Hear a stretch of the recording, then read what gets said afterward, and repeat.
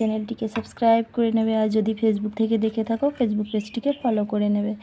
তো বন্ধুরা, রেসিপিটা তোমাদের কেমন লেগেছে অবশ্যই কমেন্ট করে বলবে। নমস্কার বন্ধুরা, দিশা কিচেনে সকলকে ওয়েলকাম জানিয়ে আজকের রেসিপিটা শুরু করছি। আজকের রেসিপিটা আছে, এখানে এগুলো নিয়ে নিয়েছি তেলাপিয়া মাছের কয়েকটা টুকরো, মাথাটা বাদ দিয়ে দিয়েছি, খালি মাছগুলো নিয়ে নিয়েছি। আমি এই মাছ দিয়ে একটা রেসিপি করব, দেখে নাও কিভাবে কি করব। আশা করি তোমাদের খুব ভালো লাগবে। সব থেকে প্রথমে আমি দিয়ে দেবো একটু হলুদ গুঁড়ো, মাছে যেহেতু লবণ হলুদ মেখে নিতে হবে, তো একটু হলুদ গুঁড়ো দিয়ে দিচ্ছি। এবার দিয়ে দেবো লবণ হলুদটা মেখে নিই। এই মাছ দিয়ে আমি সুন্দর একটা রেসিপি তৈরি করে দেখাবো, আশা করি তোমাদের খুব ভালো লাগবে। পুরো ভিডিওটা দেখো। আর যদি তোমরা এখনও পর্যন্ত আমার চ্যানেলটিকে সাবস্ক্রাইব না করে থাকো তাহলে আমার চ্যানেলটিকে সাবস্ক্রাইব করে নাও, আর যদি ফেসবুক থেকে দেখে থাকো ফেসবুক পেজটিকে ফলো করে নাও। তো চলো বন্ধুরা, লবণ হলুদটা মেখে নিয়েছি, এবার রান্নাটা শুরু করি। আর তার আগে দেখে নাও তেলাপিয়া মাছগুলো আমি কি দিয়ে রান্না করব। লবণ হলুদটা সুন্দর করে মেখে নিয়েছি, দেখো।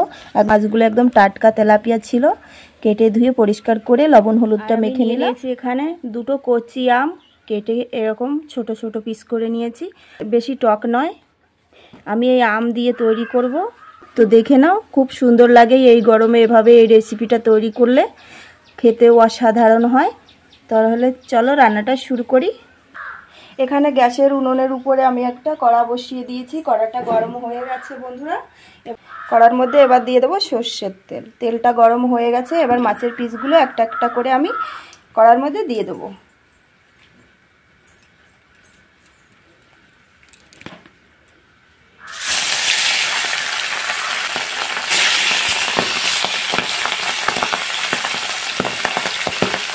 দুটো পিস আগে ভেজে নেবো, তারপরে বাদবাকিগুলো একইভাবে ভেজে নেব। মাছটা এক পিঠ ভাজা হয়ে গেছে, এবার উল্টিয়ে দেবো।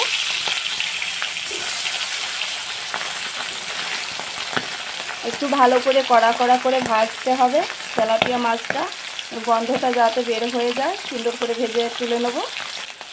মাছগুলো কিন্তু ভাজা হয়ে গেছে বন্ধুরা, সুন্দর করে ভেজে নিয়েছি। এবার একটা প্লেটের মধ্যে তুলে নেব, বাকিটা মাছও ভেজে তুলে নেব।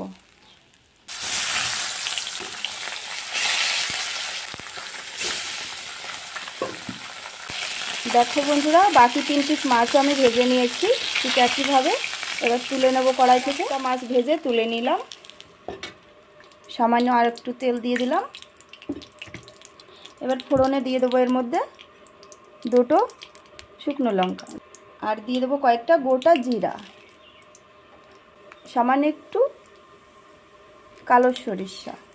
যেহেতু আম দিয়ে রান্নাটা হবে সেই জন্য একটু সরিষাও দিয়ে দিলাম। ফোড়নটা একটু লাল লাল হয়ে গেছে, এবার দিয়ে দিচ্ছি সামান্য একটু রসুন বাটা। মাছের মধ্যে রসুনটা দিলে কি হয়, তেলাপিয়া মাছের যে গন্ধটা একটু কম হয়ে যায়। আর একটু দিয়ে দেবো আদা বাটা, রসুন আর আদাটা একটু দিয়ে দিলাম।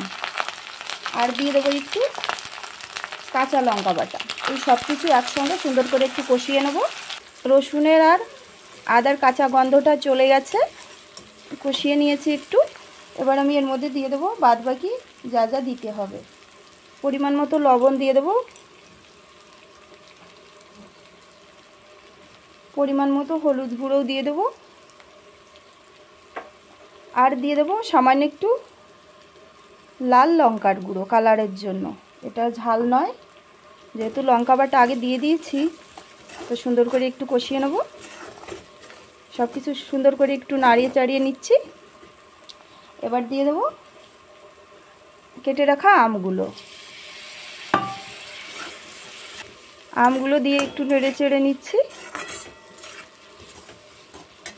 আমটা দিয়ে একটু নেড়ে চেড়ে নিয়েছি। এবার দিয়ে দেবো সামান্য একটু চিনি। চিনিটা না দিলেও হয়, একটু টেস্টটা ভালো আসবে চিনিটা দিলে, তার জন্য সামান্য একটু চিনি দিয়েছি। এবার দিয়ে দেবো পরিমাণ মতো ঝোল।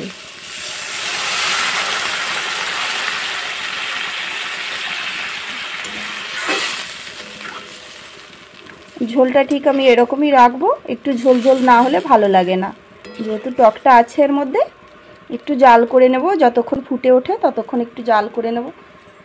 দেখো বন্ধুরা, ঝোলটা কিন্তু ফুটে উঠেছে। এখন আমি মাছের পিসগুলো কড়ার মধ্যে ছেড়ে দেবো। 5 মিনিট মতো জাল করে নেব এইভাবে। এখন গ্যাসটাকে বন্ধ করে দেবো। আমি 5 মিনিট জাল করে নিয়েছি। এবার গ্যাসটাকে বন্ধ করে দিয়েছি। একটু ঠান্ডা হয়ে গেলে, সামান্য একটু ঠান্ডা করে নিতে হবে ঝোলটা। কয়েকটা জিরে আর কয়েকটা সরিষা একসঙ্গে পেস্ট করে নিয়েছি। আর এই সরিষাটা কিন্তু কালো সরিষা। কালো সরিষায় যেহেতু রাগটা বেশি হয়, এজন্য কালো সরিষা নিয়েছি। এবার আমি এর মধ্যে একটু ঝোল মিলিয়ে এর মধ্যে দিয়ে দেবো। আর যদি জাল থাকতে এর মধ্যে দেওয়া হয় তাহলে কিন্তু তিতো হয়ে যাবে তরকারিটা। গ্যাসটা বন্ধ করেই কিন্তু এই সরষে বাটাটা এর মধ্যে মিলাতে হবে। একটু নেড়ে চেড়ে 5 মিনিট ঢেকে রেখে দেবো। তারপরে গরম গরম ভাতের সঙ্গে খেতে খুব সুন্দর লাগে। বন্ধুরা, ভিডিওটা যদি তোমাদের ভালো লেগে থাকে অবশ্যই আমার চ্যানেলটিকে সাবস্ক্রাইব করে নেবে। আর যদি ফেসবুক থেকে দেখে থাকো ফেসবুক পেজটিকে ফলো করে নেবে। আর তরকারিটা দেখো একটা থালার মধ্যে আমি ঢেলে নিলাম। কচি আম দিয়ে তেলাপিয়া মাছের রেসিপিটা তোমাদের কেমন লেগেছে অবশ্যই কমেন্ট করে বলবে। তো বাই বাই বন্ধুরা, ভালো থেকো, সুস্থ থেকো। আবার দেখা হবে নতুন কোনো সহজ রেসিপির সঙ্গে। ভালো থেকো সকলে।